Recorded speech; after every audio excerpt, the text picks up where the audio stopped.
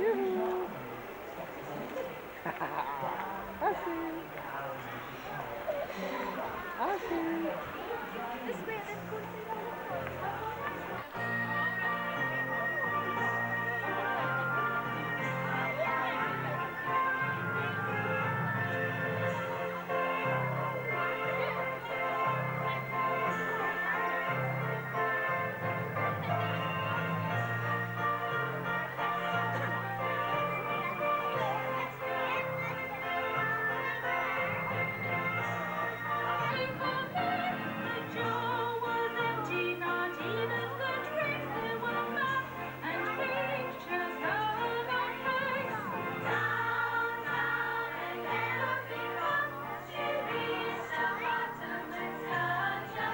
Along trotted the White Rabbit.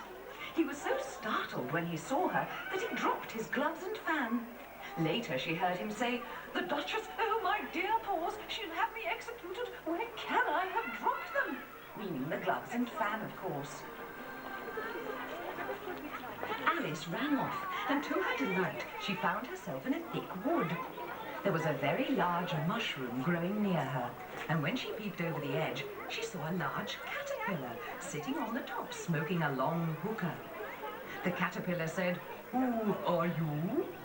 And Alice said shyly, "I'm not quite sure." The caterpillar spoke again. "Can you remember anything?" it asked. "Anything at all?" "Like or I have none. Why, I do it again and again." "Well, what size do you want to be?" the caterpillar suddenly demanded. And without waiting for a reply, it yawned, got down from the mushroom and said, "If you eat it, one side will make you grow taller and the other side shorter." Walking in the wood, Alice came across a little house. A footman in livery came running out of the wood. He rapped loudly at the door, which was opened by another footman. The first footman produced a letter. "For the Duchess," he said. "An invitation from the Queen to play croquet." Alice pushed open the door and went in. The door led into a large kitchen which was full of smoke. The Duchess was sitting on a stool nursing a baby. The cook was stirring a huge cauldron which seemed full of soup and pepper. Alice managed to... "Here, you may nurse it."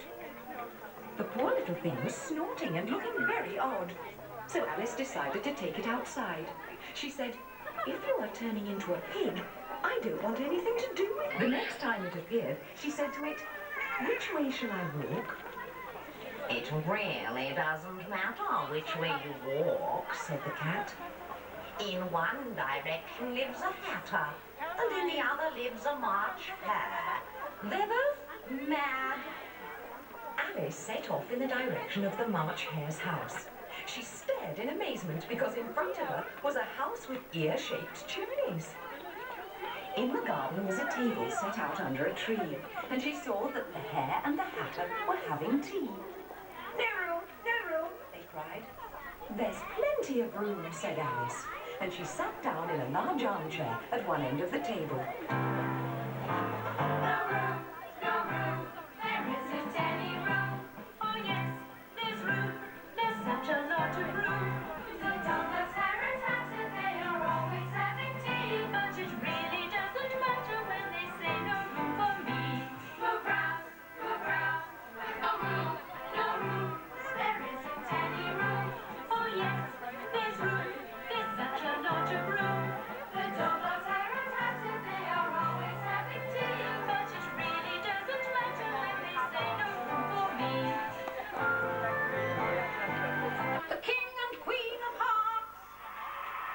Watched the royal procession go by.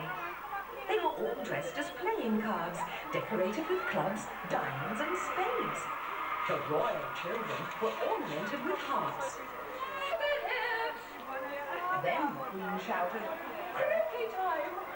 And all the players were given flamingos for mallets and hedgehogs for balls. Everyone was arguing and quarrelling, and the Queen continued to shout, "Off with their heads!"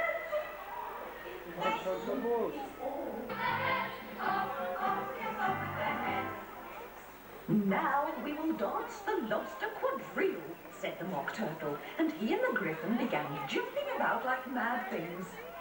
Will you, won't you, will you, won't you, will you join the dance? Will you, won't you, will you, won't you join the dance? Will you, won't you, will you, won't you join the dance?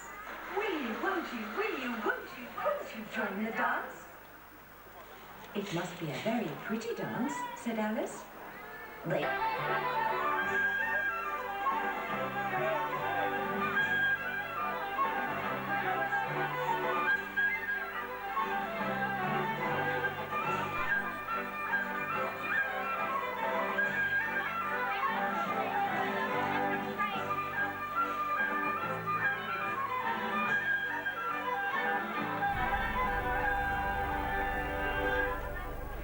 In the distance, a voice was saying, "The trial's just beginning!" So they all made their way to the courtroom. The king cried, "Herald, read the accusation."